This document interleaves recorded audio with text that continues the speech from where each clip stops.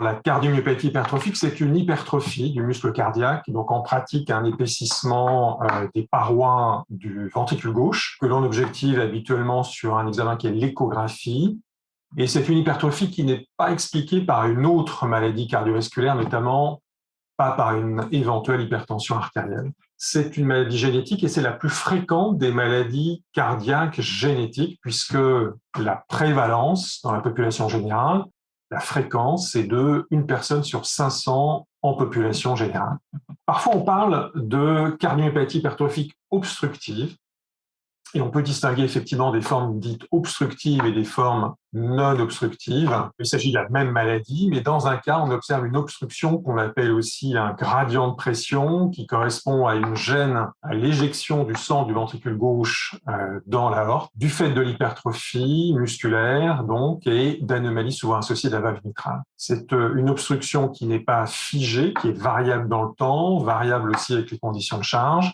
On dit qu'elle est dynamique. Et elle peut participer au mécanisme des symptômes dans cette maladie.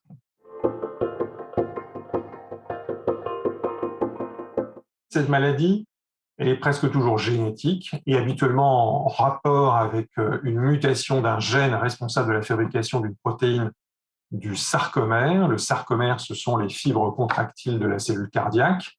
Et on parle alors de cardiomyopathie hypertrophique sarcomérique pour pointer cette cause sous-jacente. Le mode de transmission, il est habituellement autosomique dominant, ce qui signifie que pour les apparentés dans la famille, il y a un risque de 50% de transmission pour les apparentés au premier degré, quel que soit leur sexe masculin ou féminin. Et il y a un dernier point à souligner, c'est que la maladie se déclare de façon retardée, c'est-à-dire qu'elle est souvent absente à la naissance et qu'elle apparaît, cette maladie, elle se déclare souvent à l'adolescence et parfois beaucoup plus tard, à l'âge adulte uniquement, voire même parfois à l'âge de 50 à 60 ans. Voilà sur les données essentielles de la définition et des causes communes de la cardiomyopathie hypertrophique.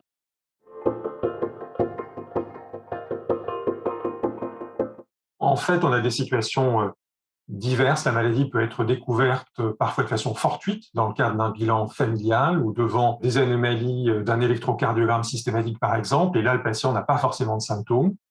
Ou bien, le diagnostic est fait en raison de symptômes qui amènent à une consultation.